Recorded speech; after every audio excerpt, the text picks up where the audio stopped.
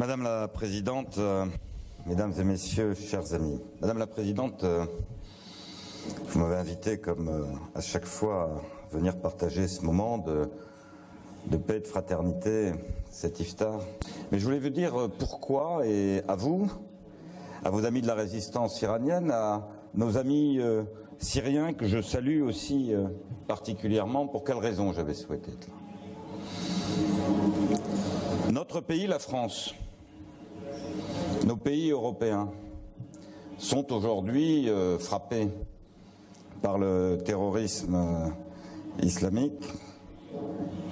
Ils l'ont été en France en janvier 2015, en novembre 2015, en juillet 2016 et encore récemment au début de cette année à Paris.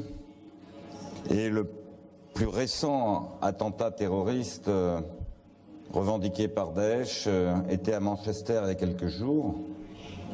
Encore un symbole encore plus terrible et plus fort.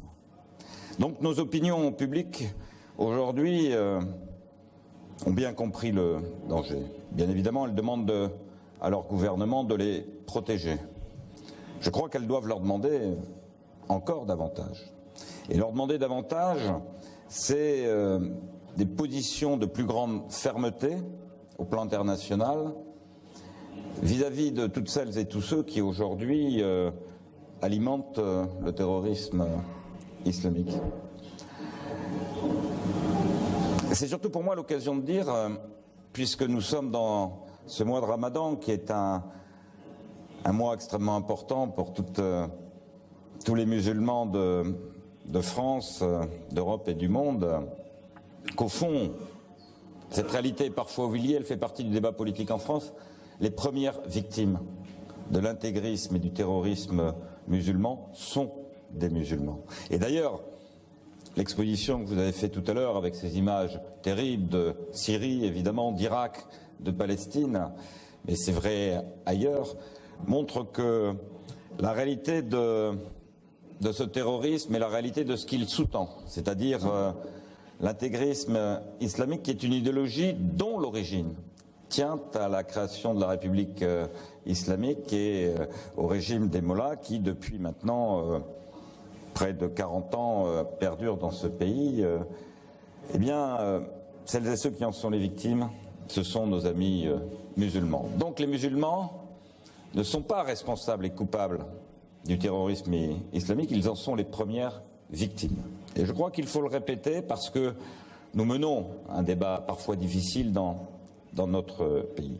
Alors, Madame la Présidente, pour ne pas être long et laisser d'autres personnalités s'exprimer, le président du comité parlementaire pour un Iran démocratique en France sera à vos côtés sur vos principales demandes. Il y en a deux et effectivement elles sont liées. Il y a d'une part la vérité sur le régime iranien actuel, sur sa responsabilité historique et sur l'impossibilité finalement qu'il y a à pouvoir transiger. J'ai vu les déclarations récentes, soit de la nouvelle administration américaine, soit de nombreux pays arabes,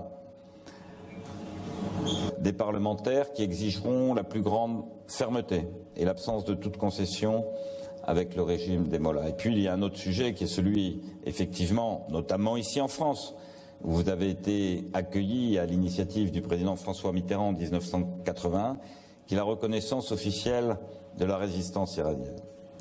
Pour qu'effectivement nous avancions sur ce point ensemble, parce que je crois qu'il est le moment d'unir nos efforts ici en France, en Europe et dans le monde, parce que ce régime, les dernières élections l'ont montré, est en difficulté intérieure, il est aussi en difficulté extérieure, et si nous nous rassemblons, oui, bientôt nous pourrons ensemble nous rassembler pour l'iftar à Téhéran, c'est ce que je nous souhaite à tous. Merci.